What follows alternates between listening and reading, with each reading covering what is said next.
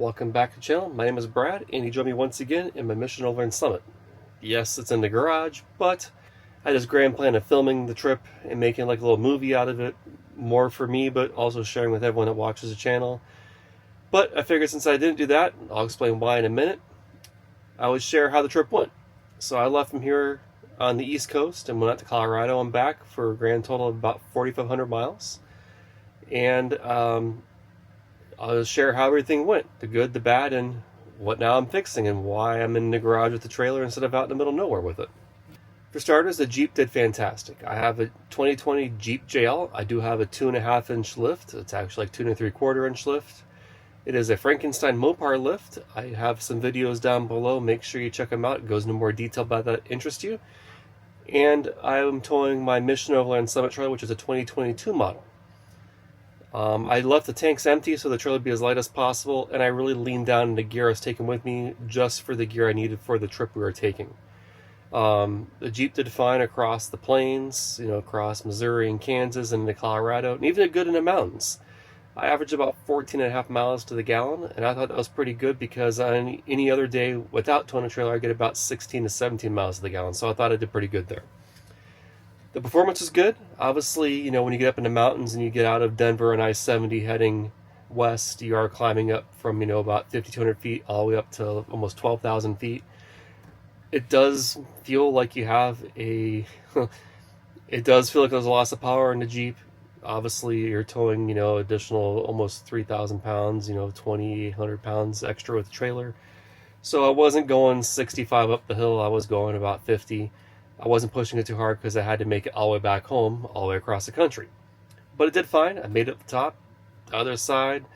So we made it to Denver, spent a couple of days in the Denver area, went down to Uray, spent a few days there. But along the way, my son got quite sick with altitude sickness. Our first evening in Colorado was at 9,100 feet, and he got really sick from altitude sickness. So we kind of hang out around there and didn't really do a whole lot while he recouped from that. And within about a day and a half, he was feeling much better. We went out and did some fun stuff. So between the Denver area and the Uray area, I'll throw a few clips in here. Like I said, we had this great idea of making this little movie about it, but with him being sick, we really focused on his health and having fun while he wasn't feeling bad. So we put the camera down and just focused on us. But we did manage to get a couple clips, so I'll insert them right here.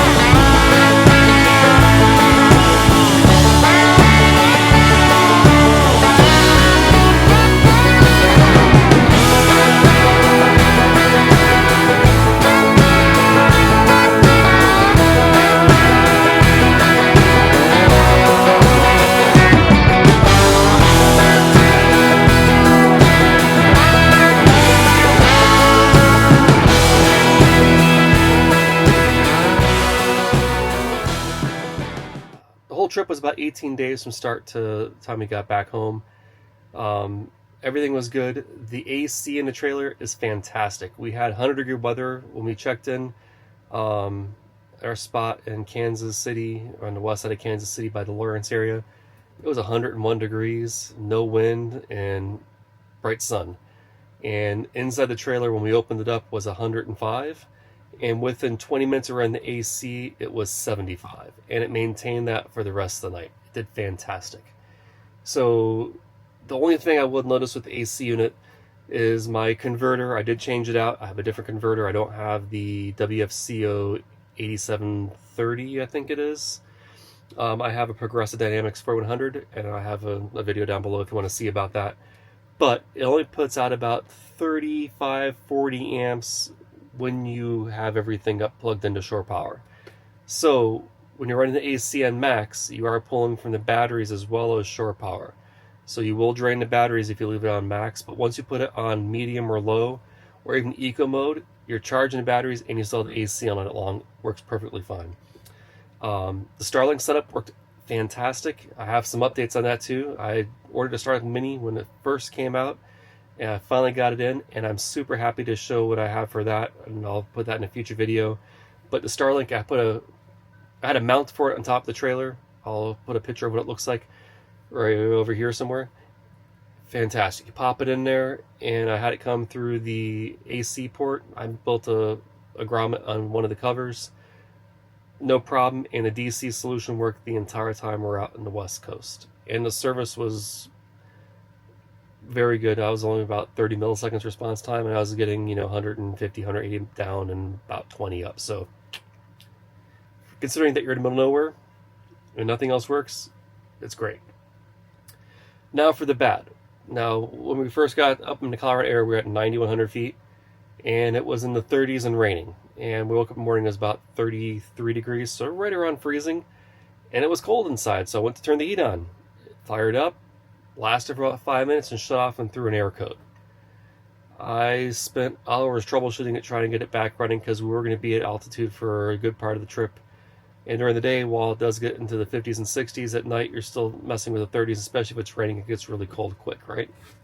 Because 2 days before that we were in 101 degree weather. Ends up being, after calling Truma support, which is really good, by the way, ends up my unit has to be replaced. I'm not quite 2 years old. I'm about 1 year and 3/4 on the trailer that I've owned it, and it needs to be replaced. The good news is it's under warranty, but there's a catch.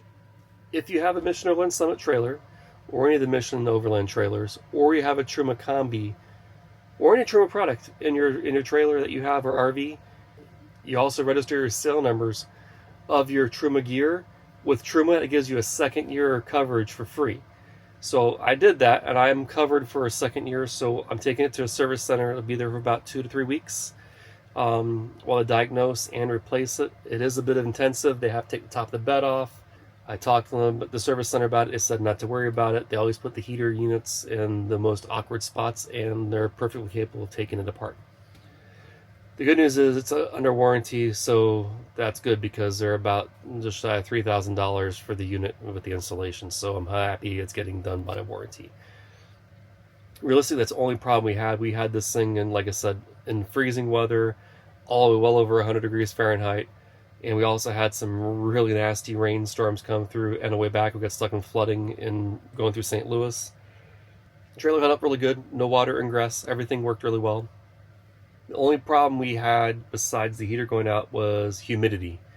By putting the AC unit in a trailer, you lose your max air fan. So while you may have windows cracked, you're not really getting a lot of airflow, you're not sucking the humidity out like you would with the max air fan. So I did go out and purchase a small... It is AC powered. I really want a DC power, but I do have a small 140 watt inverter in here. It only pulls like less than an amp, so it's not a big deal. But I needed to put a small dehumidifier in here. I'll put a picture of it here in a second, but it's a small dehumidifier. It just sucks the moisture out. So I had a fan on the floor where I'm sitting, aimed to the back of the trailer, so I kind of angled up the door and up through the top of the trailer. And with the dehumidifier and that, I had no more condensation problems, and it was perfectly fine. So I was super impressed with the trailer. This thing tows fantastic on the highways. Even in high winds, it doesn't sway much. it's a really, really solid unit. I'm very happy with this, and I can't wait to spend more adventures with it. So once I get this back, it should be cooling off in here in North Carolina. So hopefully it won't be cold, but it won't be super duper hot, especially go up in altitude a little bit. So I'll have some trips scheduled once I get this back. I do have a couple weekends planned with this. I hope I can film it this time. No one should be sick. We're not going really high altitude, and it should just be a fun weekend. So I know it wasn't as planned, and it's not the video I wanted to make. I know it's been a long time, but between traveling and a bunch of stuff at home, and work's been crazy, I really have a whole lot of time. And again, this channel is for fun. This wasn't a video I wanted to make because I wanted to share the whole trip, but health is more important, and then we wanted to focus on us, so we put the camera down and had a good trip. Along the way, when we were out there going to Ophir Pass, ran into Matt from Ozark Overland Adventures. That was kind of cool. We found some moose on the side of the road, and while we're looking there, he pulled up. So we got to meet him, talk to him for about 15 minutes, and his wife Kara was in the Jeep behind mine. So that was kind of cool running into them. And a random spot on the side of the $1 Million Highway, what's the chance of that, right? So really fun trip. I really look forward to going back out there again. It is a bit of a drive. I mean, it's almost 4,500 miles is a long trip, but it's worth it. I love the mountains, and if you haven't been out there, it's definitely worth a trip. It is awesome out there. Anyways, wanted to keep it short and sweet. Little trip review. Everything was what was good and what was bad. AC, fantastic. Heater, a little disappointing it crapped out and has to get replaced, but it's under warranty, so no harm, no foul. Let's get it changed out so it can go back out and have more fun. So if you like this, make sure to like and subscribe. I will have many more videos coming up here soon. Thank you for watching. I'll see you guys in the next video.